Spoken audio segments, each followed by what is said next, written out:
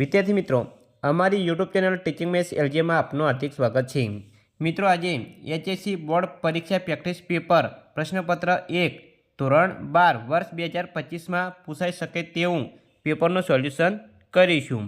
વિદ્યાર્થી મિત્રો, તમે પૂરેપૂરો વિડીયો જોશો તો તમને અહીં પ્રશ્નપત્રમાં પૂરેપૂરી સમજણ પડશે અને તમારી જે બોર્ડની પરીક્ષા આવે છે તેમાં પણ તમને ખૂબ જ મદદરૂપ બનશે। વિદ્યાર્થી મિત્રો, ચેનલને સબસ્ક્રાઈબ કરવાની બાકી હોય તો ચેનલને સબસ્ક્રાઈબ કરી દેજો, જેથી તમને જે નવી અપડેટ આવે છે તે અપડેટ મળતી રહે। વિદ્યાર્થી મિત્રો, આજે વિષય ભૂગોળ છે તેનો પ્રશ્નપત્રનું સોલ્યુશન કરીશું। વિદ્યાર્થી મિત્રો, અહીં વિભાગ એ આપેલ છે, તેમાં અહીં 20 ગુણના MCQ પ્રકારના પ્રશ્નો પૂછાય છે। તો વિદ્યાર્થી મિત્રો, તમે ખાસ ધ્યાન આપજો। તેમાં પહેલો પ્રશ્ન છે કે નીચેનામાંથી કયું તત્વ પ્રાકૃતિક પર્યાવરણનું નથી? તો 4 ઓપ્શન આપેલા છે, તેમાં સાચો જવાબ છે સી, પરિવહન। 2. માનવ વિકાસ અહેવાલના પરામર્શક ભારતીય મૂળના અર્થશાસ્ત્રી? તો જવાબ આવશે સી, અમર્ત્ય સેન। 3. મલેશિયાના કયા લોકો પ્રાથમિક પ્રવૃત્તિ કરે છે? તો જવાબ આવશે સી, સેમાંગ। 4. ઇન્ટરનેટની સેવા કયા પ્રકારની પ્રવૃત્તિ ગણાય છે? જવાબ આવશે બી, તૃતીયક। 5. વિશ્વની સૌથી લાંબી પાઇપલાઇન કઈ છે? જવાબ આવશે એ, કોમેકોન। 6. ભારતમાં પ્રથમ બોલતી શ્વેત શ્યામ હિન્દી ફિલ્મ કઈ હતી? જવાબ આવશે એ, આલમ આરા। 7. ખનિજ તેલની કિંમત સંબંધી નીતિઓ તૈયાર કરનાર સંગઠન કયું છે? જવાબ આવશે ડી, ઓપેક। 8. બે ભૂમિખંડોને જોડતી સાંકડી ભૂમિપટ્ટી કયા નામે ઓળખાય છે? જવાબ આવશે સી, સંયોગી ભૂમિ। 9. ઓપેક સંગઠનનું વડું મથક? તો જવાબ આવશે એ, વિયેનામાં છે। 10. ડ્રેજિંગ એટલે શું? જવાબ આવશે એ, નદી તળમાંથી કાપ કાઢવાની પ્રક્રિયા। 11. નીચેનામાંથી કયું શહેર શૈક્ષણિક કેન્દ્ર નથી? જવાબ આવશે એ, ખંડકવાસલા। 12. બધા જ એકમોના સમૂહને શું કહેવામાં આવે છે? જવાબ આવશે એ, સમષ્ટિ। 13. ભારતમાં સર્વે ઓફ ઇન્ડિયાની કચેરી ક્યાં છે? જવાબ આવશે સી, દહેરાદૂન। 14. આંકડાકીય માહિતીને યોગ્ય સ્વરૂપમાં ગોઠવવાની પ્રક્રિયાને શું કહે છે? જવાબ આવશે બી, સારણીકરણ। વિદ્યાર્થી મિત્રો, અહીં ચેનલને સબસ્ક્રાઈબ કરવાની બાકી હોય તો ચેનલને સબસ્ક્રાઈબ કરવા વિનંતી, જેથી અહીં ધોરણ 12ના જે અલગ વિષયના પ્રશ્નપત્રના સોલ્યુશન આવે છે તે તમને મળતા રહે। 15. રેખા અને સ્તંભ મિશ્ર આલેખમાં શું દર્શાવવામાં આવે છે? જવાબ આવશે બી, તાપમાન અને વરસાદ। 16. આલેખ માટે સૌથી વધુ વપરાતી પદ્ધતિ કઈ છે? જવાબ આવશે ડી, સ્તંભ આલેખ। 17. આંકડાકીય માહિતીનું ઉત્તમ નકશાંકન કરવાની પ્રણાલી કઈ છે? જવાબ આવશે એ, GIS। 18. કઈ પ્રણાલીને ત્રિકોણીય તરીકે ઓળખવામાં આવે છે? જવાબ આવશે સી, GPS। 19. નીચેનામાંથી કયું કમ્પ્યુટર હાર્ડવેરનું સાધન છે? જવાબ આવશે સી, પ્રોસેસિંગ યુનિટ। 20. GISનો સૌપ્રથમ ઉપયોગ ક્યારે કર્યો હતો? જવાબ આવશે બી, 1968। વિદ્યાર્થી મિત્રો, અહીં વિભાગ એ જે 20 MCQ પ્રકારના પ્રશ્નો હતા તે વિભાગ એ પૂરો થાય છે। હવે વિભાગ બી જોઈશું। તેમાં નીચેના પ્રશ્નોના ઉત્તર એક વાક્યમાં લખવાના છે અને દરેકનો એક ગુણ, એટલે કે આવા 10 પ્રશ્નો પૂછાય છે। તેમાં 21મો પ્રશ્ન, જિયોગ્રાફી જનરાલિસ પુસ્તક કોણે લખ્યું હતું? તો જવાબ આવશે બર્નાર્ડ વેરેનિયસ। 22. ઔદ્યોગિક ક્રાંતિની શરૂઆત કયા ખંડમાં થઈ હતી? જવાબ આવશે યુરોપ। 23.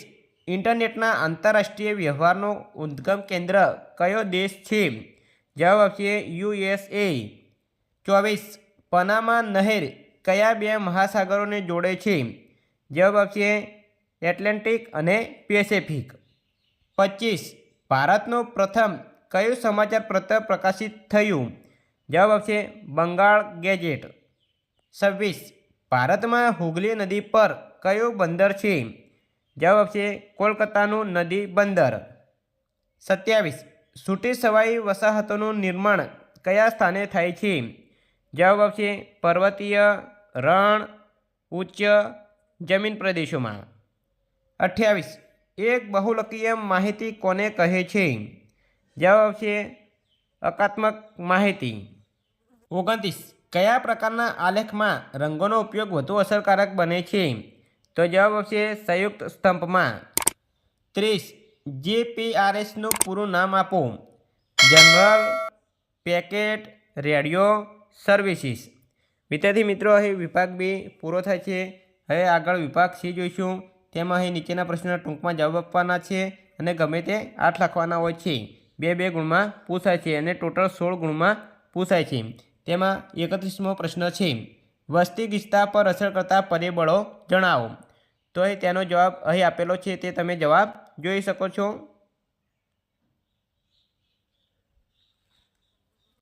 બત્રીસ. ગૃહ ઉદ્યોગ એટલે શું?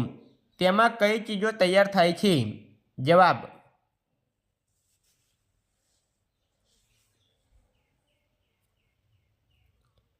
તેત્રીસ. ખનિજની વ્યાખ્યા આપી ખનિજના પ્રકારો જણાવો. જવાબ.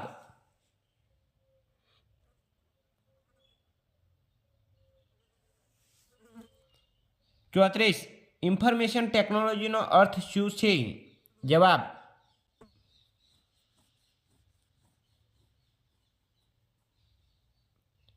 પાંત્રીસ. દૂરસંચારના સાધનોના પ્રકાર જણાવી તેના ઉદાહરણો આપો. જવાબ.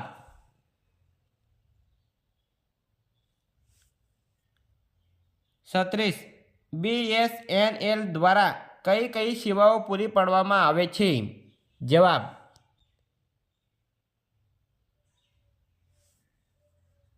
સાડત્રીસ. બંદર એટલે શું? બંદરના પ્રકાર કયા કયા છે? જવાબ.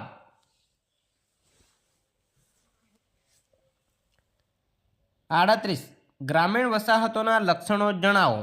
જવાબ.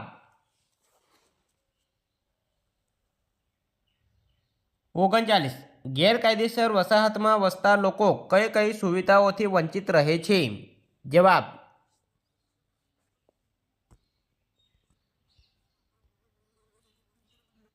ચાલીસ. સંશોધન એટલે શું? જવાબ. 41. નીચેના અવલોકનોનો બહુલક શોધો. 27, 20, 25, 27, 26, 31, 27, 22 અને 27. તો વિદ્યાર્થી મિત્રો, અહીં બહુલક એટલે કે જે આપેલા અવલોકનમાં સૌથી વધારે વખત આવે તેનો બહુલક હોય છે. તો અહીં 27 આપેલા અવલોકનમાં 27 સૌથી વધારે 1, 2, 3 અને 4 વખત આપે છે. માટે આપેલ અવલોકનોનો બહુલક છે 27. 42. રંગછાયા પદ્ધતિની ખામીઓ જણાવો. જવાબ.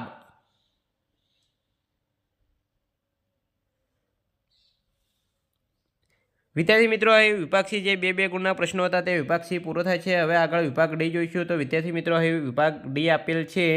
વિભાગ D તેમાં અહીં નીચેના પ્રશ્નોના મુદ્દાસર જવાબ લખવાના છે, એટલે કે લોંગ પ્રશ્નો છે અને 3 ગુણમાં પૂછાય છે. તેમાં 24 ગુણમાં પ્રશ્નો પૂછાય છે. 43મો પ્રશ્ન છે કે નિશ્ચયવાદ વિચારધારા વિશે ચર્ચો. તો વિદ્યાર્થી મિત્રો, આ પ્રશ્ન એ પાઠ 1માંથી પૂછાયેલ છે. આ એ પ્રશ્નો લોંગ હોવાથી તેનું સોલ્યુશન કરેલ નથી, કારણ કે વિડીયો લાંબો થઈ જાય. પરંતુ અહીં વિભાગ D અને વિભાગ Eમાં કયા પ્રશ્નો મોસ્ટ આઈએમપી છે અને કયા ચેપ્ટરમાંથી પૂછાયેલ છે એ તમને જણાવેલ છે. તમે તમારા પાસે જે મટીરિયલ હોય તેમાંથી તમે તે તૈયાર કરી શકો છો. 44.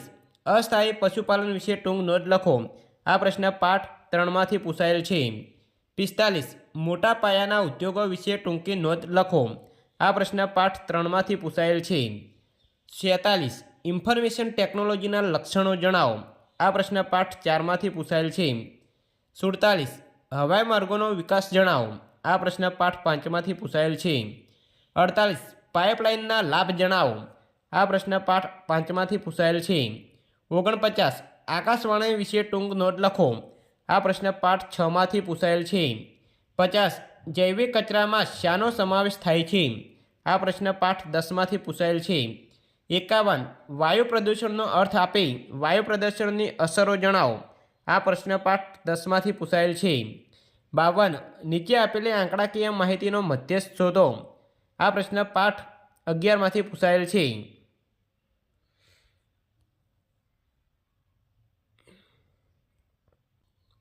52 નીચે આપેલી આંકડાકીય માહિતીનો મધ્ય શોધો. આ પ્રશ્ન પાઠ 11માં આપેલ છે. 53 નીચે આપેલા કૃષિ ઉત્પાદનોની આંકડાકીય માહિતીને આધારે વિભાજિત વર્તુળ આલેખની રચના કરો. આ પ્રશ્ન પાઠ 12માં આપેલ છે. 53 ખનિજોનું વર્ગીકરણ કરો. હવે વિદ્યાર્થી મિત્રો આ પ્રશ્ન જે દ્રષ્ટિહીન વિદ્યાર્થીઓ માટે આપેલો છે. 54 આંકડાકીય માહિતી એટલે શું ટૂંકમાં સમજાવો. આ પ્રશ્ન પાઠ 12માંથી પૂછાયેલ છે. તો વિદ્યાર્થી મિત્રો હવે વિભાગ ડીમાં જે મોસ્ટ આઈએમપી પ્રશ્નો હતા જે પરીક્ષામાં પૂછાઈ શકે તેવા પ્રશ્નો આપણે કયા ચેપ્ટરમાંથી પૂછાયેલા છે તે ચેપ્ટર જણાવેલ છે, તેમાંથી તમારે તૈયાર કરવાના રહેશે. હવે વિભાગ એ જોઈશું તો વિભાગ એમાં 5-5 ગુણના લોંગ પ્રશ્નો પૂછાય છે. હવે વિભાગ એ છે અને પ્રત્યેકના 5 ગુણમાં પૂછાય છે અને 25 માર્ક્સમાં વિભાગ એ પૂછાય છે. અહીં લોંગ પ્રશ્નો છે. આ પણ પ્રશ્નો કયા ચેપ્ટરમાંથી પૂછાયેલ છે તે તમને જણાવેલ છે. 55 ભારતમાં વસ્તી વિતરણની પ્રાદેશિક વિભિન્નતાઓ જણાવો. તો આ પ્રશ્ન પાઠ 2માંથી પૂછાયેલ છે વિદ્યાર્થી મિત્રો.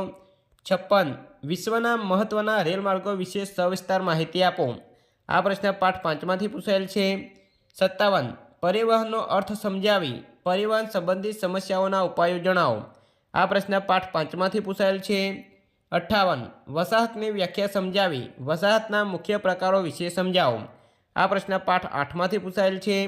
59 સંસાધન એટલે શું તેના પ્રકાર વિશે જણાવો. આ પ્રશ્ન પાઠ 9માંથી પૂછાયેલ છે. 60 ખનિજ તેલ અને કુદરતી વાયુ સંબંધિત સમસ્યાઓ અને તેના ઉકેલો સમજાવો. આ પ્રશ્ન પાઠ 9માંથી પૂછાયેલ છે. 61 જળ પ્રદૂષણ અને તેની અસરો વિશે સવિસ્તાર નોટ લખો. આ પ્રશ્ન પાઠ 10માંથી પૂછાયેલ છે. 62 તમને આપવામાં આવેલા ભારતના નકશામાં નીચેની વિગતો યોગ્ય સ્થાને દર્શાવો. તો વિદ્યાર્થી મિત્રો અહીં તમને ભારતનો નકશો આપવામાં આવેલો છે અને તેમાં તમારે આ જે વિગત આપેલી છે તે દર્શાવવાની રહેશે. તો પહેલું છે કે ભારતમાં સૌથી ઓછી સાક્ષરતા ધરાવતું રાજ્ય કયું છે તે તમારે ભારતના નકશામાં દર્શાવવાનું રહેશે. મુંબઈથી ચેન્નઈ જતો સડક માર્ગ અને કોઈ એક અટક સ્થાન દર્શાવવાનું રહેશે. ભારતનું કોઈ એક નદી બંદર, ભારતનું કોઈ એક વહીવટી કેન્દ્ર અને સરદાર સરોવર યોજના. તો વિદ્યાર્થી મિત્રો અહીં 5 માર્ક્સમાં પૂછાય છે. તમારે અહીં ભારતના નકશામાં તમારે યોગ્ય સંજ્ઞા વડે કયા સ્થાન ક્યાં આવેલા છે તે જણાવવાના રહેશે. તો વિદ્યાર્થી મિત્રો અહીં જે મોસ્ટ આઈએમપી પ્રશ્નપત્ર હતું તે પ્રશ્નપત્ર ભૂગોળનું આજે સંપૂર્ણ સોલ્યુશન કરેલ છે. તમે પૂરો વિડીયો જોયો એ બદલ તમારો આભાર અને તમને ખ્યાલ પણ આવી ગયો હશે. આના આધારે તમારી જે બોર્ડની પરીક્ષા આવે છે તેમાં પણ તમને ખૂબ જ ઉપયોગી સાબિત થશે. આ ઉપરાંત બીજા વિષયના પણ અહીં મોસ્ટ આઈએમપી પ્રશ્નપત્રના સોલ્યુશન અહીં ચેનલમાં મૂકેલા છે તે તમે જોઈ શકો છો. અને તમારા મિત્રોને પણ શેર કરજો જેથી તેઓ પણ ઘેર બેઠા તૈયારી કરી શકે અને તેનું ધોરણ 12 બોર્ડ પરીક્ષાનું પરિણામ સારું લાવી શકે. Thank you.